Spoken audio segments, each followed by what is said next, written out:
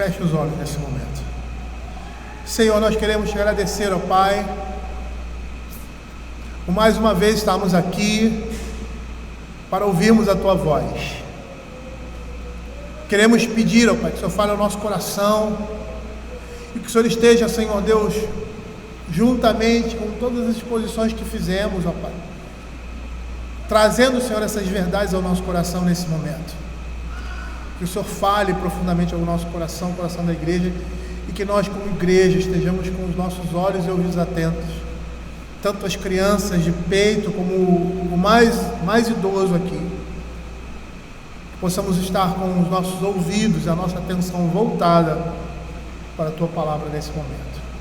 É o que nós pedimos, em nome de Jesus. Amém.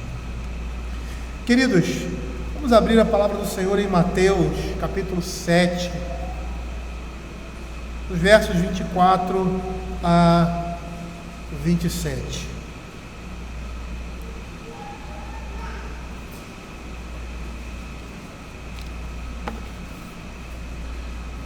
Em geral, nós, quando chegamos nesse período do ano, dezembro, janeiro, nós paramos as exposições sequenciadas e começamos a atacar em alguns temas, algumas exposições que têm uma certa relação direta ou indireta com aquilo que a gente tem falado ultimamente.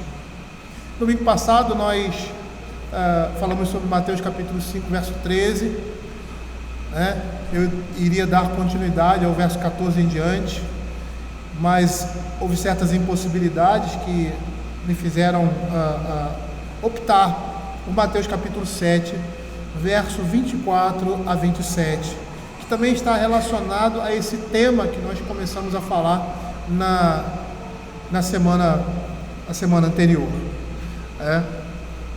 Eu gostaria de fazer essa leitura e que a nossa atenção estivesse voltada aqui completamente para a exposição da palavra do Senhor.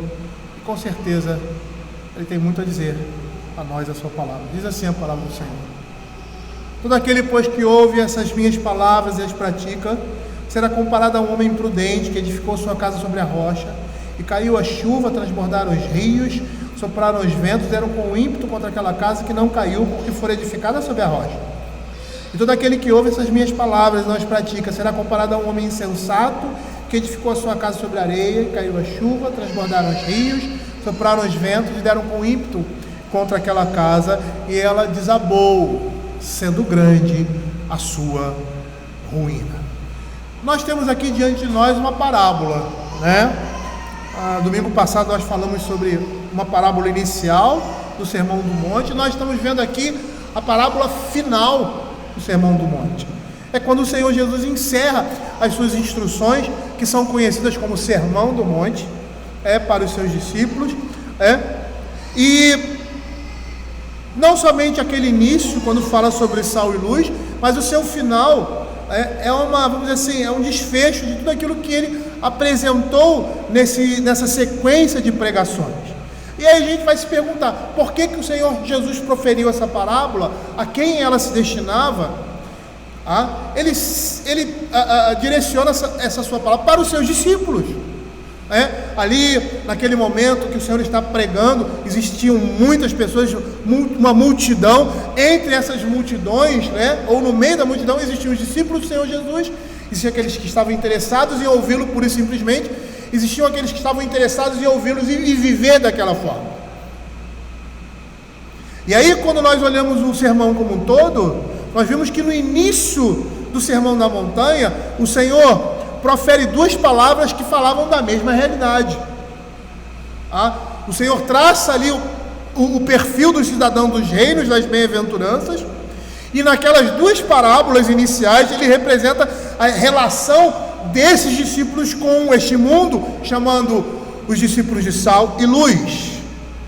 E com essas duas parábolas iniciais, o Senhor Jesus quer admoestar os seus discípulos para que pudessem ser realmente o que se esperava deles. Por quê? Porque se eles fossem o que deveriam ser, um bom sal, temperando esse mundo e carregando a luz do Evangelho para os homens, para que eles pudessem ver e crer no poder da cruz e Cristo ser glorificado por causa disso. Agora, em estreita relação com o que o Sermão do Monte diz, e mais particularmente com os versos 13 a 23, que diz assim: entrai pela porta estreita, largue a porta, espaçoso o caminho, porque estreita é a porta.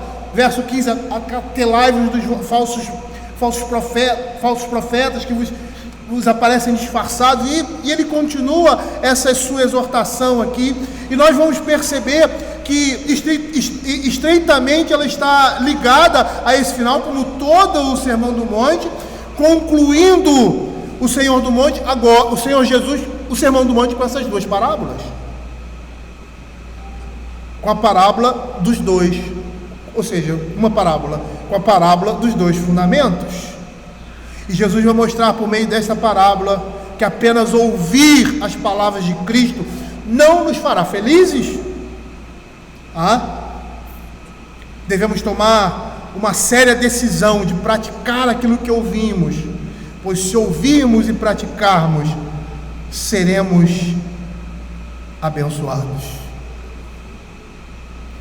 E aí nós voltamos para a parábola propriamente dita. Nós estamos vendo aqui que nessa parábola homens são mencionados como construtores. E lógico que as parábolas são uma grande metáfora. O que é a metáfora? Metáfora é um recurso de linguagem que faz uma comparação entre dois elementos. E aqui nós estamos vendo essa comparação desses dois elementos, de uma construção, de um homem que constrói alguma coisa, mas que essa comparação se refere ao reino de Deus. Se refere a nós. Nós somos esses construtores. Viver significa construir alguma coisa, edificar alguma coisa. Cada ambição que um homem alimenta no seu coração, cada pensamento que ele concebe, cada palavra que ele pronuncia, cada obra que ele faça, representa, no contexto aqui que nós estamos vendo, um tijolo dessa construção. E é dessa forma que esse edifício se ergue, ou seja, que a nossa vida se fundamenta. Mas nós estamos vendo aqui que são apresentados dois construtores. E esses dois construtores não são semelhantes, eles não são iguais. Uns são sábios e prudentes, ou um é sábio e prudente, e os outros são insensatos e tolos. E o Senhor Jesus inicia falando daquele que foi sábio ao construir a sua casa. Ele constrói sobre a rocha, verso 24. Em seguida, no verso 25, ele menciona sobre a prova a qual a casa será submetida. E em terceiro lugar, Jesus fala do resultado dessa prova e a razão para esse resultado. E aí ele passa para o segundo construtor. E perceba que ele vai seguir a mesma sequência com respeito ao homem insensato e a casa que ele construiu. E é muito interessante observar nessa parábola que há apenas dois tipos de construtores, não há 3, nem 4 ou 5. Ou seja, o livro de Provérbios vai dizer que há apenas dois caminhos. E esses dois caminhos formam um contraste. É muito interessante porque a Bíblia diz que só existem dois caminhos. Só que na mente do homem, você tem esses dois caminhos. E esse caminho se desdobra em vários caminhos. Mas é um só. Os homens olham e pensam que existem vários caminhos, mas existe somente dois. A porta estreita e a porta larga. E é larga por quê? Porque tem muito espaço. Engana as pessoas, porque mostra uma outra realidade que provavelmente poderia ser possível. E é o que você ouve por aí.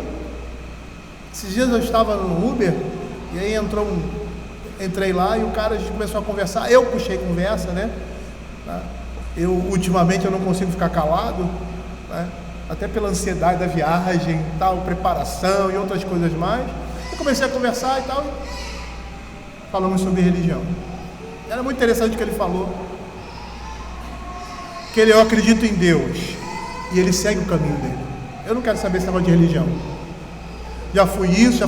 De vez em quando eu vou até em cultos evangélicos, eu acho muito legal, eu gosto. Para o mundo existem vários caminhos, várias opções, mas isso é uma mentira, existem só dois. Provérbios vai dizer que é o caminho da justiça e o caminho da impiedade. Aqui nós estamos vendo esses dois caminhos na figura desses homens. O construtor sábio e o construtor insensato. E é muito interessante porque a Escritura ela vai mostrar isso recorrentemente. Aqui no livro de Mateus você vai ver isso. O Senhor, ou seja, as coisas desse mundo, ou seja, o Senhor Jesus, Deus, constantemente divide os homens em duas classes apenas. Se você pegar aí Mateus capítulo 6, verso 22 e 23, vai dizer assim, são os olhos na lâmpada do corpo. Se seus olhos forem bons, esse é um tipo, todo o teu corpo será luminoso. Se seus olhos forem maus, veja aí, olhos bons, olhos maus. Capítulo 7, verso 13 e 14, veja aqui, porta estreita e porta larga. Capítulo 7, verso 17 a 23, árvore boa, árvore má. E eu poderia aqui citar como tem 1, 2, 3, 4, 5, 6, 7, 8, 9, 10, 11 textos em Mateus que vão mostrar essa realidade, excluindo toda a Bíblia, só em Mateus. Vão mostrar que só existe duas classes de pessoas, só existe dois caminhos, só existe aquele homem prudente, o homem piedoso e o homem impiedoso, o caminho da verdade e o caminho da impiedade. Matthew Henry, em seu comentário, ele fala desses dois tipos de homens. Ele diz assim: aqueles que ouviram as palavras de Cristo foram divididos em dois grupos: o grupo daqueles que ouvem e praticam o que ouviram, e o grupo daqueles que ouviram, mas não praticam. Cristo pregava para uma multidão mista, portanto separou um grupo do outro, da mesma forma como irá fazer no grande dia, quando todas as nações estarão reunidas perante Ele. Cristo ainda fala do céu através da sua palavra e do seu precioso Espírito. Ele fala através dos ministros e das providências aos dois tipos de pessoas que o ouvem. Apesar do contraste entre esses dois homens da parábola, os dois estão construindo uma casa. E sabe o que é interessante? Até um desdobramento disso aqui é que tem muita gente que sabe que está construindo uma casa do lado de cá, mas tem muita gente do lado de cá, ou seja, todo mundo que está desse lado não entende isso. Pode até expressar isso, mas não entende que eles estão construindo alguma coisa. Eles acham que estão construindo uma herança para os filhos, um legado político, religioso, financeiro, mas eles não sabem, eles não entendem. Desse lado, as pessoas entendem que estão construindo alguma coisa, mas infelizmente temos muitas pessoas desse lado que ainda não perceberam isso, que ainda não acordaram que obrigatoriamente tanto um quanto o outro constrói, e essa construção não se limita aqui. O que você fizer aqui com a sua vida vai se estender para a eternidade. Vamos olhar para a imagem dessa parábola. Ele fala em casa que é levada, a gente vê as catástrofes no Rio Grande do Sul, até às vezes aqui no Rio de Janeiro, casas sendo levadas pela enchente, o rio vai e leva, casas bem construídas, né? Casas bem construídas, tá? Mas vamos olhar o contexto. A imprudência, às vezes, de você fazer a sua casa bem construída em um determinado lugar complicado, né? Só a título de curiosidade, eu vejo muito programa de casa e tal. Então, nos Estados Unidos, que tem muita tempestade, né? As casas, às vezes, são construídas perto da praia, elas são altas. Por que elas são altas? Eu, às vezes, olhava assim, pô, cara, espaço grandão aqui, por que não construiu nada aqui? Por causa disso. Porque a tempestade vem, né? O mar se levanta, sobe e não abala a casa. Mas no caso aqui, a gente precisa ver o que essa prática, esse costume, né, que a gente percebe aqui naquela época tinha, e por que tinham. Naquele tempo, as casas eram construídas de uma forma que não era tão sólida como é hoje. Geralmente eram feitas de barro endurecido, ou seja, terra e palha. O que acontecia é que os ladrões poderiam furar as paredes e entrar. Mateus capítulo 6.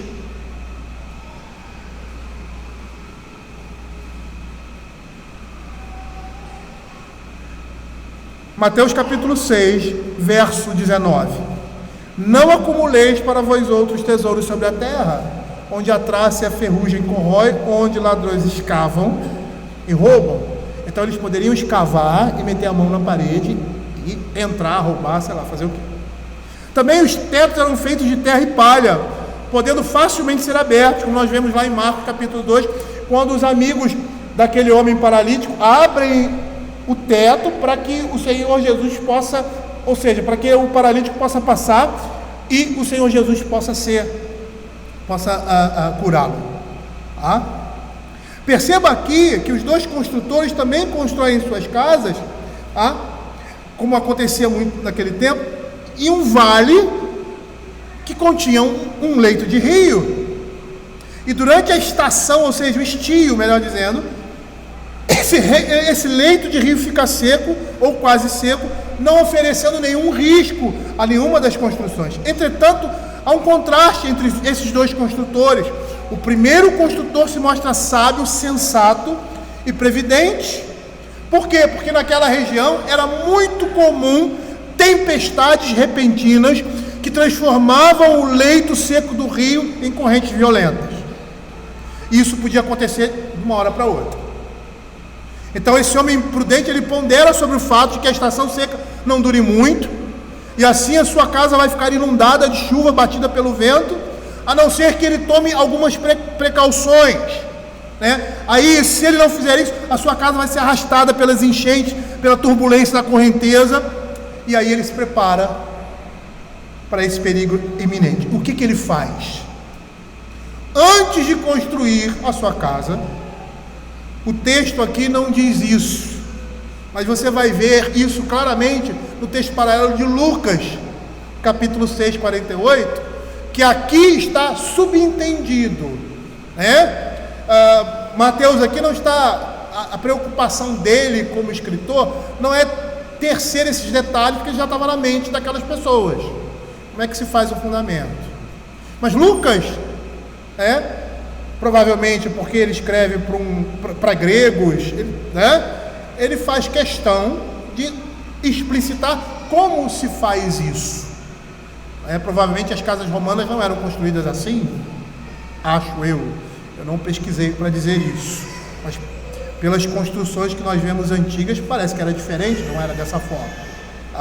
Aí diz assim, Lucas 6,48, é semelhante a um homem que, edificando uma casa, cavou, abriu profunda vala e lançou o alicerce sobre a rocha. É isso que ele diz aqui. Ele diz que um homem prudente que edificou a sua casa. Como é que ele edificou? Ele foi cuidadoso, ele cava, ele abre uma vala profunda e aí lança, ele tem trabalho nessa edificação. O insensato, por sua vez, ele não faz isso. Ele constrói sua casa na terra solta, como se o sol jamais fosse deixar de brilhar. Perceba aqui na explanação do Senhor Jesus, que o Senhor está realçando o significado figurativo desse alicerce. Esse alicerce, em que ele é construído, um edifício, uma vida, são as suas palavras. Todo aquele, pois, que ouve as minhas palavras e as pratica, é comparado a um homem que constrói a sua casa sobre a rocha.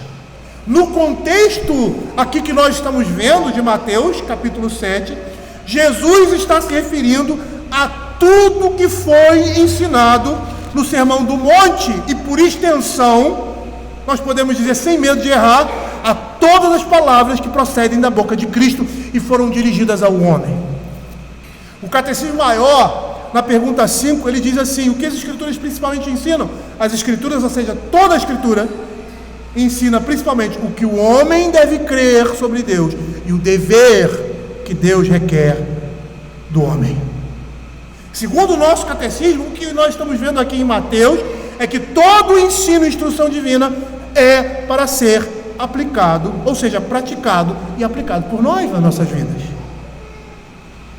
Matthew Henry, ele fala algo muito interessante a respeito disso. Ele diz assim: ouvir a Cristo não significa apenas prestar atenção às suas palavras, mas obedecê-lo. Repare bem que é muito importante que todos nós pratiquemos as palavras de Cristo. É um sinal de misericórdia poder ouvir suas palavras. Bem-aventurado aqueles que ouvem. Nós nos tornamos mais responsáveis quando nós conhecemos a vontade de Deus revelada nas Escrituras Sagradas. Se não praticamos o que ouvimos, estamos recebendo essa graça em vão. Por meio do que Cristo diz ou ordena, Ele está revelando o seu próprio coração e o seu próprio ser. Por isso que nós podemos dizer que Ele mesmo é a rocha, Ele é o fundamento. E a Escritura vai dizer isso lá em 1 Pedro, capítulo 2, verso 6, quando ele diz assim: por isso está na Escritura: eis que põe em Sião uma pedra angular, eleita e preciosa, e quem nela crer não será de modo nenhum envergonhado. E aí você vai ver outros textos da Escritura, como Romanos 9,33, que vai falar a mesma coisa, e 1 Coríntios 3,11, quando Paulo fala sobre a pregação na igreja, que ele diz que ninguém pode lançar outro fundamento além daquele que foi posto, qual é Cristo. E lá em 1 Coríntios 10,4 ele diz assim: e beberam da mesma fonte espiritual, porque bebiam de uma pedra espiritual que os seguia, e essa pedra é Cristo. Perceba, queridos, que o que nós temos aqui como fundamento, alicerce seguro na palavra, são as instruções que o Senhor Jesus nos dá a partir do capítulo 5, verso 17 de Mateus, a respeito do homicídio, a respeito do adultério, dos juramentos, da vingança, do amor ao próximo, da prática da justiça, como se deve dar esmolas, como se deve orar, como se deve jejuar, atitude de coração no serviço religioso, sobre a ansiedade por coisas materiais, o juízo temerário, por fim. Todas essas coisas deveriam pautar a vida dos discípulos de Jesus, e esse fundamento que lhes fora dado representava o próprio caráter de Cristo. E aí eu poderia ser mais claro respondendo a seguinte pergunta: o que seria praticar as palavras de Cristo? Seria se abster conscientemente dos pecados que Ele proíbe, executar os deveres que Ele exige, nossos pensamentos e sentimentos, nossas palavras e ações à disposição de nossas mentes, e o curso das nossas vidas devem estar em harmonia com o Evangelho de Cristo. É nossa obrigação nos moldar ao Evangelho de Cristo. É o que Deus exige de nós. É interessante que eu vinha uma conversa ali com o Alexandre no carro, E é uma coisa que eu sempre falei e falo para as outras pessoas: o serviço na igreja é voluntário. Todo ele. Todo o serviço na igreja é voluntário. Ou seja, você não é obrigado por ninguém a fazer. Até mesmo os oficiais da igreja que têm um compromisso com a instituição, com a igreja física. É lógico que o nosso compromisso é com Deus, mas eu estou falando de forma organizacional. Tá? Eles fazem isso voluntariamente. Mas na realidade, diante de Deus, isso é uma obrigação. É uma obrigação sua, não diante de mim, mas diante de Deus. Diante de Deus, o que eu faço de voluntário é uma resposta àquilo que Ele fez comigo na igreja, o pacto que Ele fez comigo. Eu estou dentro desse pacto. Então, se eu estou dentro desse pacto, eu tenho obrigações nesse pacto. E as minhas obrigações, não é que eu tenho que varrer o lixo da igreja, não. As minhas obrigações são me moldar a sua palavra e viver de conformidade com a sua vontade. Mas essa é uma obrigação, por mais que tenhamos alguns meios aqui na igreja, né? A pessoa peca, vive em pecado, e você, como conselho da igreja, tem que agir.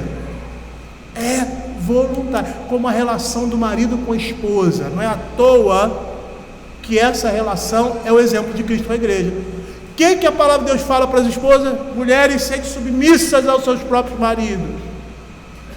Por quê? Porque essa é uma relação voluntária.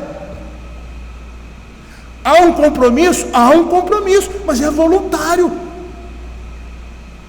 Por isso que a Escritura não diz para o marido dominar a sua esposa, mas amá-la. Porque sobre ele tem o mundo da direção da família.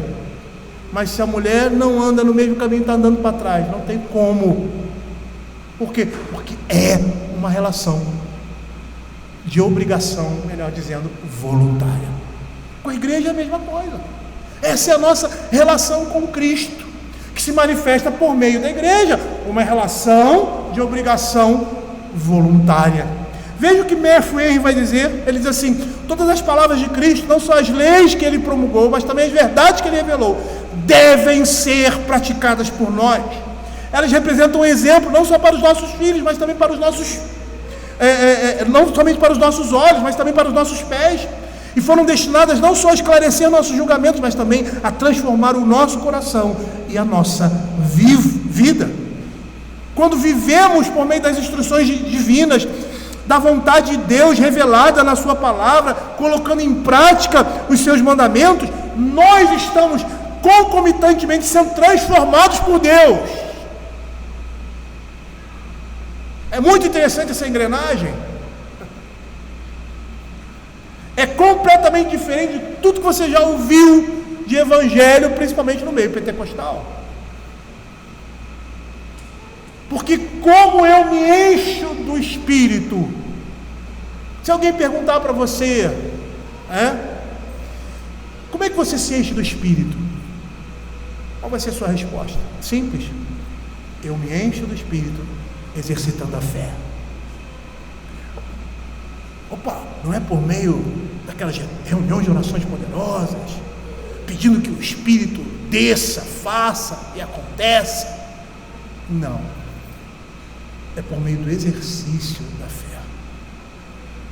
Veja o que o apóstolo Paulo vai falar em Efésios capítulo 5, 18 a 21. E o exercício da fé é uma prática de obediência.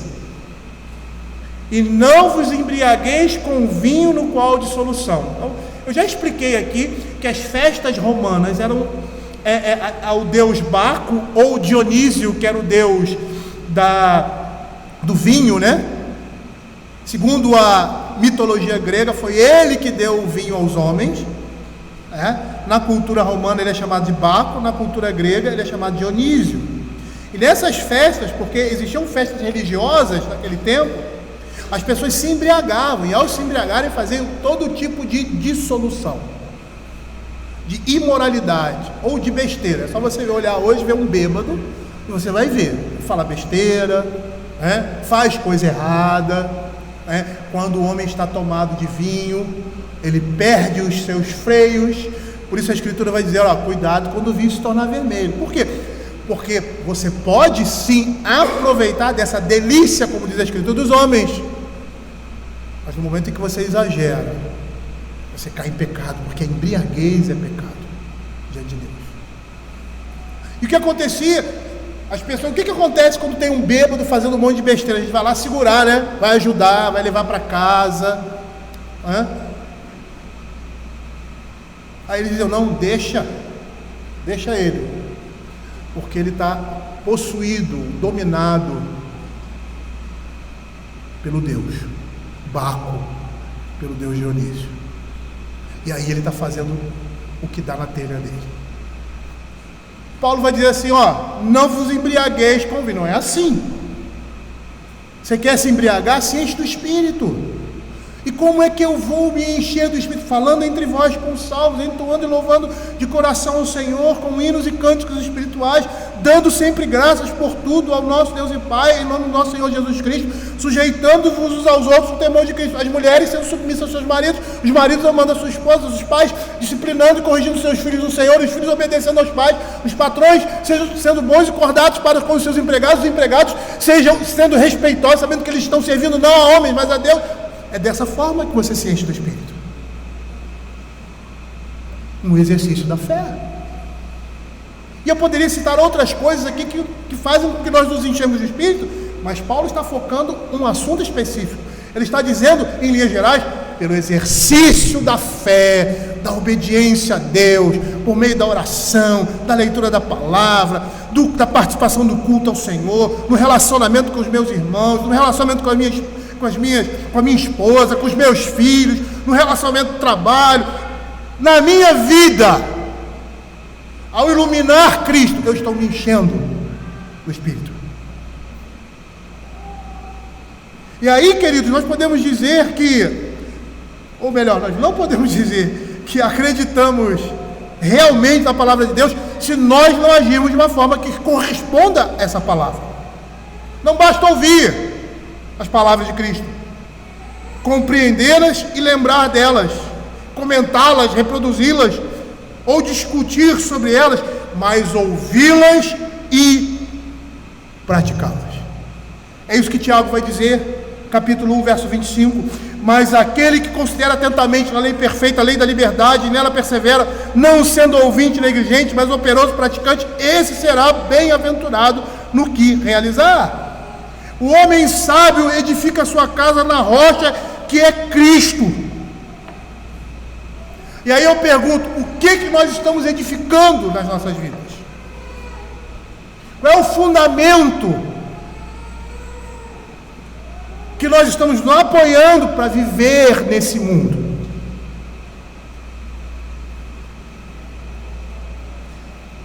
Ano que vem a perspectiva do nosso país é péssima. Hiperinflação, não sei se o nome é esse, recessão, E mesmo que haja um milagre aí, milagre no bom sentido, um milagre de verdade, não, as coisas não vão melhorar imediatamente. Em quem que eu devo confiar? O dinheiro está acabando, a coisa está difícil. Em quem que eu vou confiar? Perdi o emprego. Em quem? No Senhor. No Senhor. Você vai confiar na sua palavra. Vai saber que é a vontade dele na sua vida. Eu vou correr para fugir disso. Ótimo. Se você tem a oportunidade para fazer, faça. Eu vou tentar fazer isso, fazer aquilo, vou fazer aquilo. Mas lembre, Provérbios capítulo 15, 16. O homem pode fazer planos, mas a palavra vem do Senhor. A gente faz planos, mas é Deus que dirige nossos passos. Então nós temos que confiar nele. Porque hoje a coisa pode estar ruim, mas amanhã com certeza vai estar melhor. E se eu não viver essa melhora, é porque Deus assim quer, porque Ele quer tratar o meu coração. Ele está interessado na sua igreja, no seu povo. E nós devemos confiar nele como um pai ou melhor, como um filho confia em um pai. Eu me lembro um período que eu passei muita dificuldade na minha vida, ao ponto de não ter o que comer no outro dia. E eu nunca vivi isso, muito menos minha esposa. E aí o Israel, que era muito pequenininho, ele devia ter uns 3, 4 anos, não sei, eu sempre erro nas idades deles, mas era pequeno. Começou a abrir as coisas, Israel sempre foi muito preocupado desde pequeno. Abria as coisas, pai, não tem nada para a gente comer. Vê o que acontece no coração de um pai assim, que ouve o seu filho dizer, e você sabe da realidade. Eu disse para ele assim, meu filho, olha só, ele deu uma bronca ali, bom sentido, né? Meu filho, olha só, isso é responsabilidade minha, eu vou prover. Você não precisa pensar nisso, vai brincar, vai se divertir, o resto é comigo. Aí ele, tá bom, pai. Nunca mais me perguntou nada. Nunca mais me perguntou. Passamos outras dificuldades diferentes, em outras situações, mas nunca mais perguntou nada. Nós precisamos confiar no Senhor como uma criança. Por isso ele vai dizer, se você não se tornar uma criança, você não vai entrar no reino dos céus. Ou seja, a confiança, a disponibilidade, não que você não tenha pecado, ela tem pecado, nasce da iniquidade, mas ela naturalmente confia. E é isso que nós precisamos fazer. Isso é praticar as palavras do Senhor Jesus. A gente pensa, eu não vou adulterar, eu não vou ir. Também, é mais no contexto que nós vivemos nesse mundo, essa exposição de imoralidade que nós vivemos. Tanto homens como mulheres, crentes ou não, são expostos a esse tipo de pecado o tempo todo. Mas não estou falando, eu estou falando de determinadas coisas que muitas vezes a gente não liga com a fé, não liga com o exercício da vida cristã. A gente está olhando muito lá para cima, ou seja, lá para baixo, e não consegue olhar para cima e saber que o homem é muito mais do que nós estamos vendo ali nos 10 mandamentos, na letra da lei, porque você vai orar, não matarás, e quando você chama o seu irmão de tolo, você está pecando, está matando.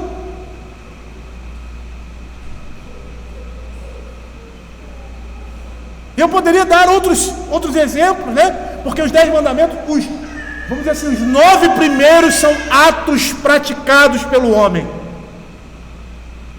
Atos praticados, aí você diz, nunca fiz nada, impossível. Quem já estudou os 10 mandamentos sabe que é impossível o homem não cair em um desses mandamentos. Mas vamos dizer, como os fariseus, eu não sou como esse homem, não sou adúltero, não sou roubador, dou dízimo, faço isso, faço aquilo outro. Mas o 10º mandamento dá uma rasteira em todos nós, porque ele diz que aquilo que você pensa, mas que você não praticou, já o condena ao inferno. Então às vezes nosso irmão faz alguma coisa, você olha assim, lá no seu coração você não produz, depois você vê que não é nada daquilo, rapaz, ele fez aquilo por maldade.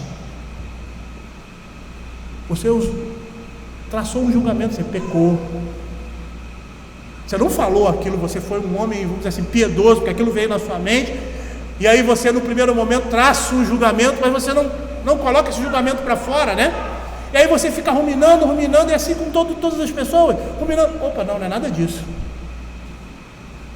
Aí você vê depois, você não precisa pedir perdão à pessoa, você não criou um problema na igreja, um problema na família por causa disso, mas você criou um problema com Deus, e você precisa se acertar com Ele.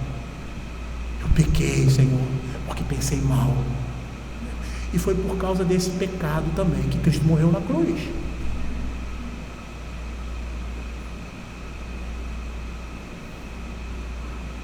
Vejam o que o Salmo 127 vai dizer, que se o Senhor não edificar a sua casa, em vão trabalham os que edificam.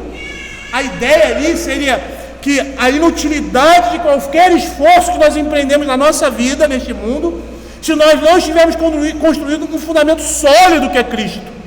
Até mesmo quando estivermos projetando o nosso futuro, uma herança para os nossos filhos, deixarmos bens ou coisas materiais, a nossa visão daquilo tem que ser eterna, não pode ser temporal.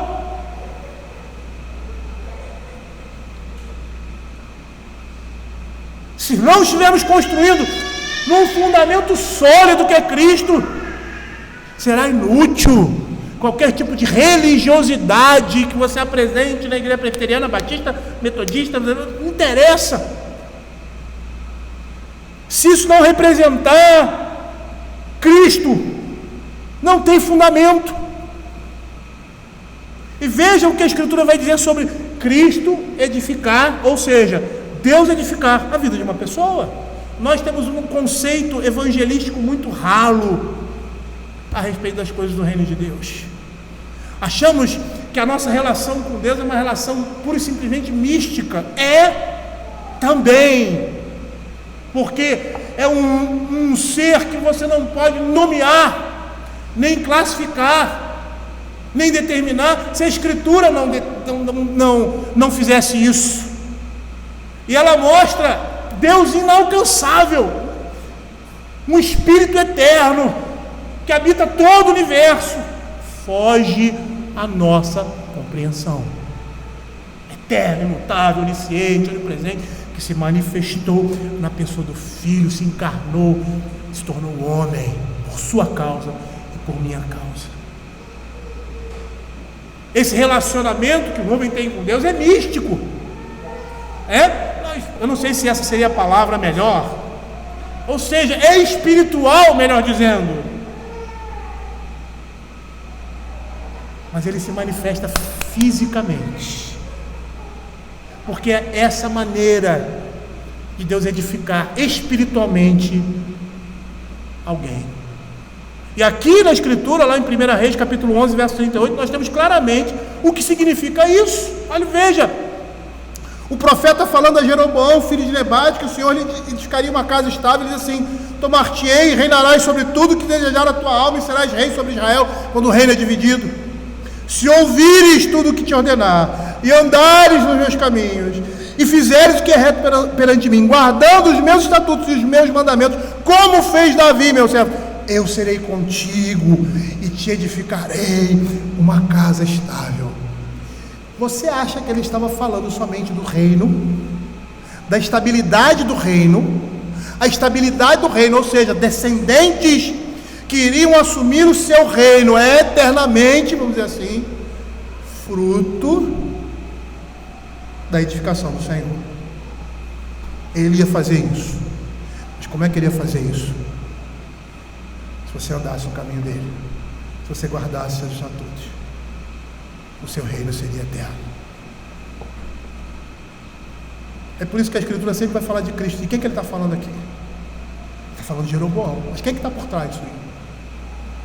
Quando ele diz para Davi: Davi, teu reino vai ser eterno, de quem que ele está dizendo? Ele está falando de Davi. Ele está falando de Cristo. Ele está falando de Cristo. E nós fazemos parte desse reino eterno. Ele está edificando a vida da igreja, enquanto a igreja está andando nos seus caminhos. Edificar aqui nesse contexto a casa de alguém sobre a rocha significa não só ouvir, mas em gratidão pela salvação recebida, pela nova criação que você se tornou, pôr em prática os seus mandamentos. É isso que significa. E aí nós temos a sua contraparte, o verso 26, e todo aquele que ouve as minhas palavras e não as pratica. Agora que estamos vendo a contraparte de uma outra imagem do primeiro construtor, que é prudente, ao contrário daqueles que constroem em fundamento sólido, ou seja, vivem a partir das instruções, dos conselhos, mandamentos divinos, da comunhão com Deus. Temos aqueles que ouvem as palavras de Cristo, mas não as praticam. A sua religião está apoiada em uma simples audição e não vai 1 milímetro além disso. Matthew Henry caracteriza pessoas com essa disposição da seguinte forma: ele diz assim: são como crianças raquíticas, sua cabeça está repleta de noções vazias e de opiniões indigestas, enquanto suas juntas são fracas, pesadas e lânguidas. Elas não podem se movimentar, nem se importam em praticar nenhum dever útil. Ouvem as palavras de Deus como se quisessem conhecer os seus caminhos, como se fossem pessoas justas, mas não estão dispostas a colocarem-nas em prática. E você sabe que Deus vai falar isso na sua palavra a respeito da sua igreja no Velho Testamento. Abra Ezequiel capítulo 33, verso 30 a 32. Eu ia passar também para Isaías 58, que vai falar a mesma coisa, mas eu vou deixar por causa do nosso tempo. Mas vejam o que a palavra de Deus vai dizer a respeito disso que nós estamos falando. Quanto a ti, ó filho do homem, os filhos do teu povo falam de ti aos muros e nas portas das casas. Falam um com o outro, cada um a seu irmão, dizendo: vinde, peço-vos, e ouvi qual é a palavra que procede do Senhor. Eles vêm a ti como o povo costuma vir, e se assenta diante de ti como o meu povo, e ouvem as tuas palavras, mas não as põem por obra. Pois com a boca professam muito amor, mas o coração só ambiciona lucro. Eis que tu és para eles como quem canta canções de amor, que tem voz suave e tange bem, porque ouve as tuas palavras, mas não as põe por obra. É muito interessante, porque a nossa contrição por vezes não permanece até o raiar de um outro dia. Você sabia que eu sou assim? Sabia que o seu pastor é assim? Esses dias eu estava meditando na palavra do Senhor, por meio de alguns cânticos, passando por algumas dificuldades, temores internos, lutas internas, e o Senhor tomou assim, de uma forma assim, paternal, meu coração naquele momento. E a minha oração foi assim: Senhor, não deixe que isso passe. Não deixe que amanhã eu esqueça tudo isso. Não deixe que a minha contrição, eu não usei essas palavras, eu estou usando essas palavras aqui, não permaneça até o raiar do outro dia. É por isso que as nossas misericórdias do Senhor se renovam a cada dia. É por isso, por causa da nossa deficiência, Ele tem a necessidade de renovar.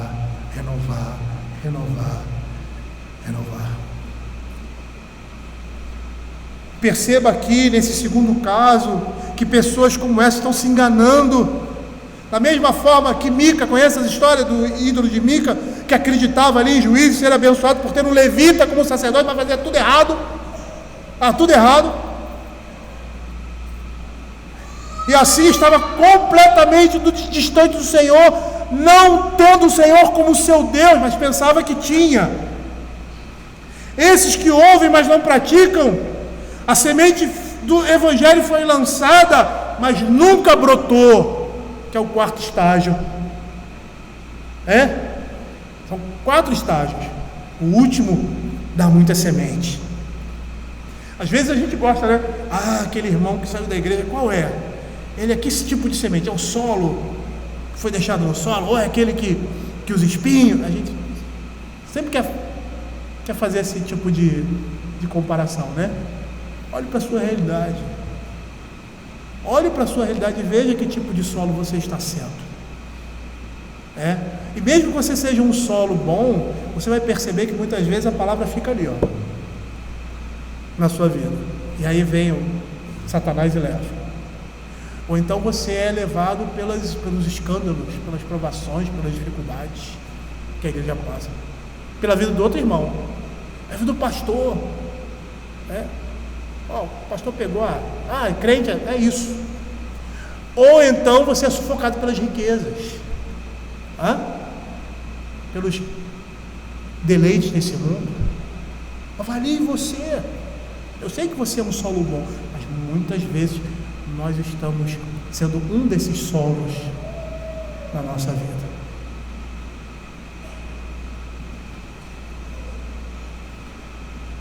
Essas pessoas veem as suas sujidades pelo espelho da palavra de Deus, mas preferem ignorá-las.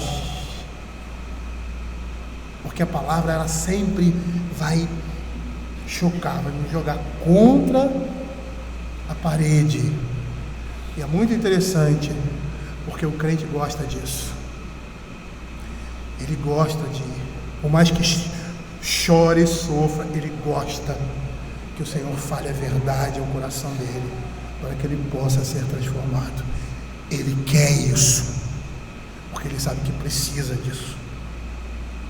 Veja o que Tiago vai dizer em 1 Tiago 22, 24: tornai-vos, pois, praticantes da palavra e não somente ouvintes, enganando-vos a vós mesmos, porque se alguém é ouvinte da palavra e não praticante, assemelha-se ao homem que contempla no espelho o seu rosto natural, pois assim mesmo se contempla e se retira e para logo se esquece de como era a sua aparência. Desse modo, esses que só ouvem estão emboscando a própria alma.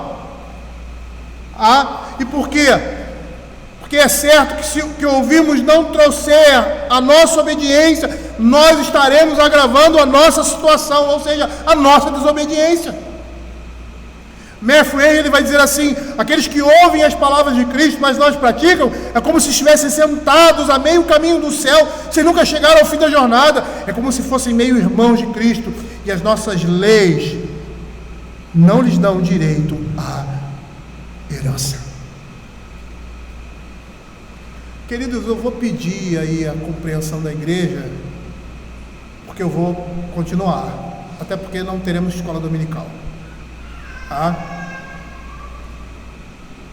Não quero deixar essa pregação no meio do caminho.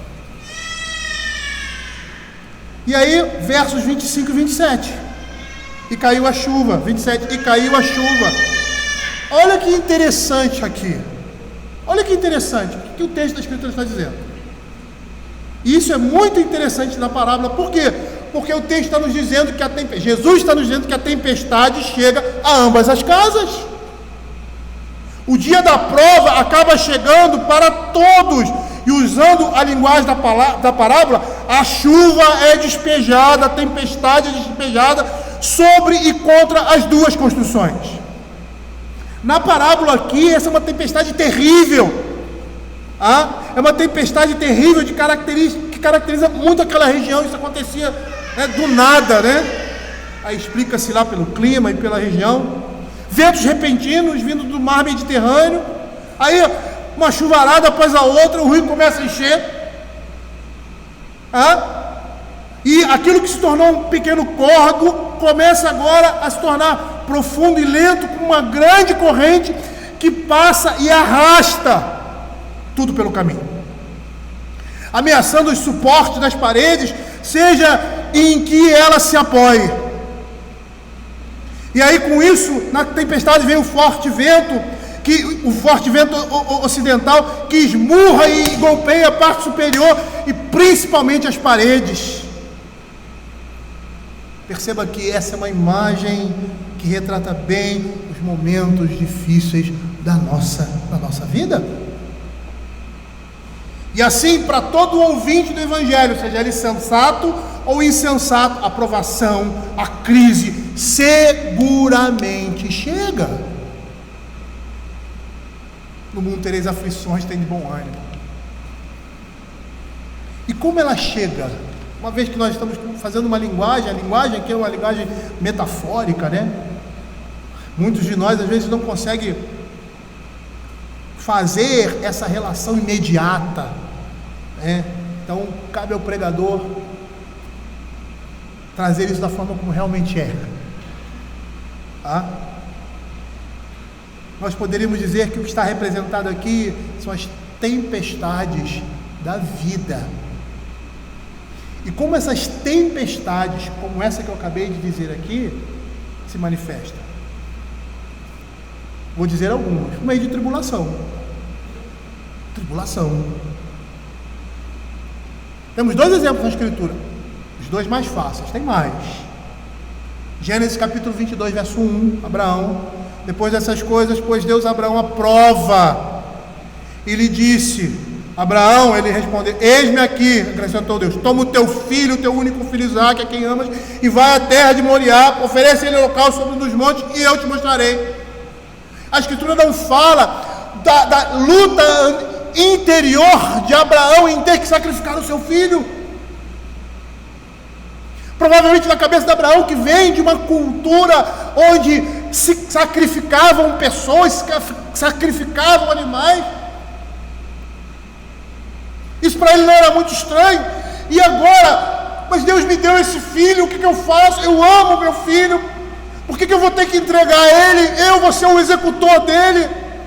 A Escritura não mostra essa luta anterior, a tristeza de Abraão e de aceitar isso e de ver o seu filho morto. E por mais que ele entendesse que era aquilo que ele devia fazer, o seu coração estava em frangalhos, porque não se mexe com o coração de um pai. Eu sou pai, eu sei disso, mas eu sei disso porque Deus é meu pai.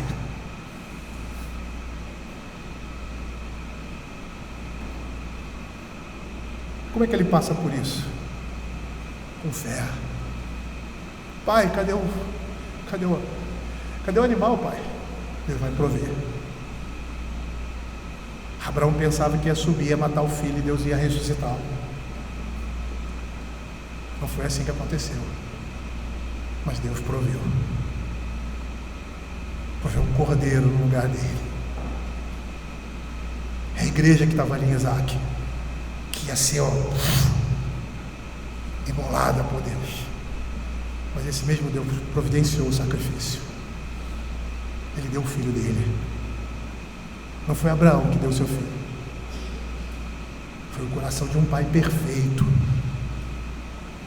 Muito melhor do que você, em todas as instâncias. E que jamais será egoísta. Que é o nosso pai, que é o pai das luzes. Ele ofereceu o seu filho. Mas veja outro momento de tribulação, o momento de Jó. Capítulo 2, verso 7. Satanás chega na presença de Deus e pede para tocar em Jó. E aí no verso 7 diz assim: então saiu Satanás da presença do Senhor e feriu a Jó de tumores malignos, desde a planta do pé até o alto da cabeça. E agora aquele conflito, aquela tribulação, aquela tempestade dentro de si mesmo.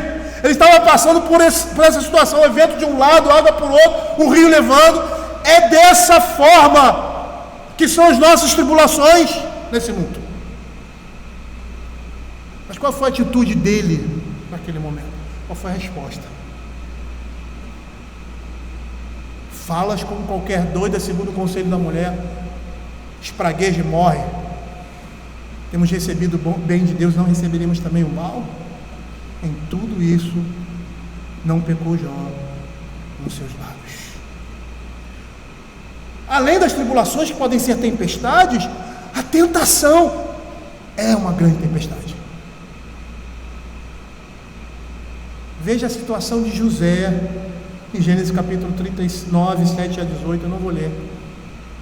Imagine o que ele estava passando naquele momento, porque ele é homem, e como homem ele se deixa levar pela sensualidade do mundo.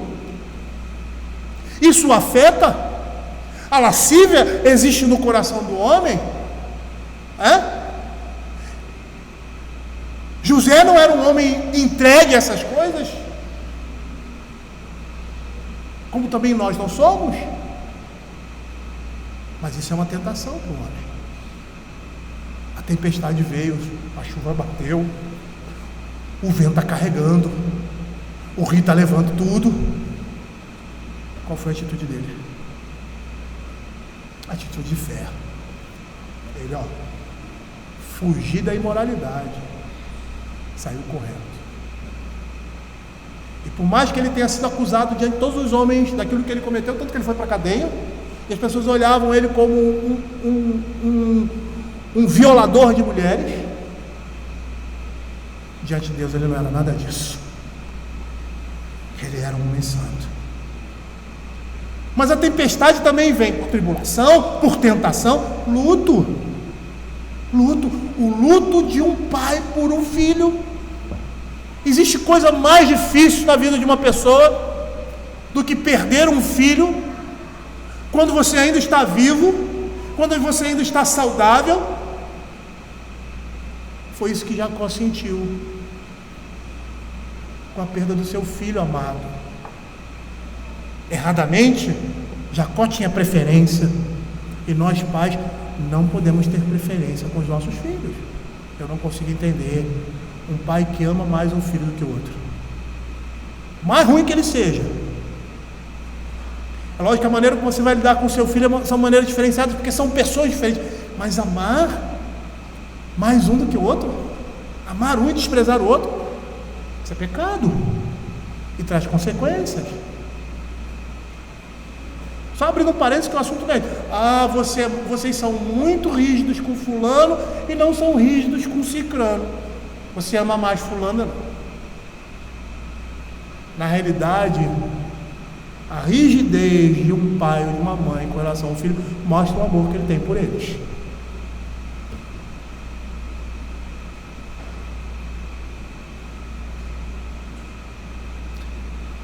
Veja o que Jacó disse.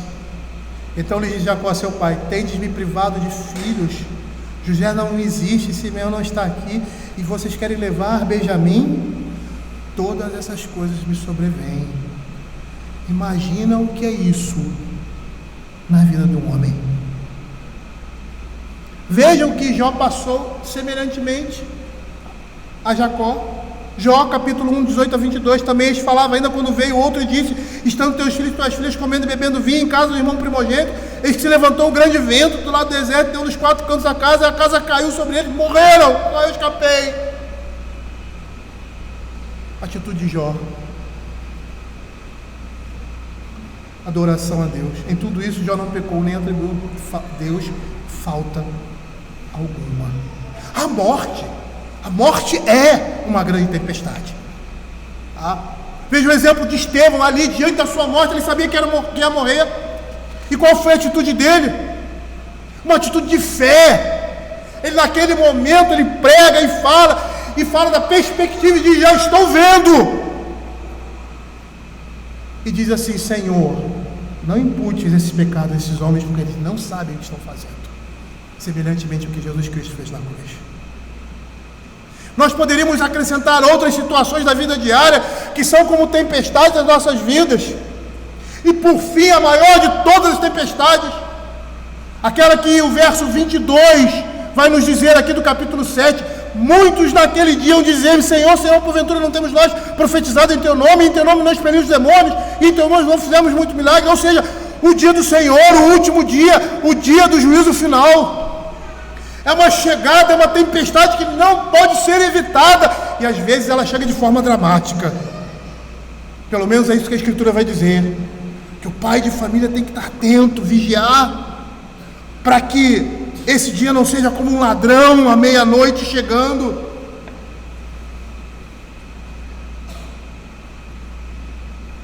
E Paulo dizendo isso em palavras muito objetivas, lá em 1 Tessalonicenses capítulo 5, verso 2: pois vós mesmos estáis inteirados com precisão de que o dia do Senhor vem como ladrão de noite. E qual foi o efeito dessa prova? A casa do homem sábio não caiu, mas a casa do homem insensato foi ao chão. Quando todas as vezes nós respondemos às tempestades da vida, à tribulação, à tentação, ao luto, à morte, sem a fé, nós não permanecemos de pé. E por mais que passemos por essas coisas nesse mundo, às vezes a gente vai ficar no meio do caminho aí. Nós que somos filhos, o Senhor tem o propósito que nós nos levantemos até essas tempestades serão algo que vão fortalecer a nossa fé, nós levantarmos e continuarmos a nossa caminhada, deixando aquilo para trás, uma marca visível, mas que não dói, que não vai tirar a sua vida. Pelo contrário, ela vai te ajudar, quando você olhar para ela, a continuar no mesmo caminho. Kistemaker, comentando figuradamente o estado do homem que constrói sua vida sobre o fundamento que é o Evangelho, ou seja, Cristo, ele diz: os ventos caíram sobre aquela casa, porém ela não caiu. As águas torrenciais que ameaçavam não a puderam abalar. Ele resistiu aos tumultuosos embates. Ele suportou a enorme força arremetida da correnteza. Ele desafiou o ataque furioso quando se esvaiu completamente a força da tempestade. Lá estava aquela casa sem que nenhum dos elementos da natureza causasse dano. A razão ela foi edificada sobre a rocha que é Cristo.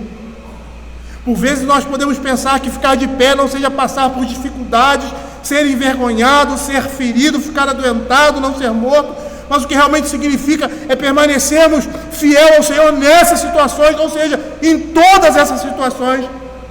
Não perdemos a nossa confiança em Cristo, a nossa posição em Cristo, nem pecarmos contra Ele de forma total, abandonando a vida cristã e o compromisso com o Senhor.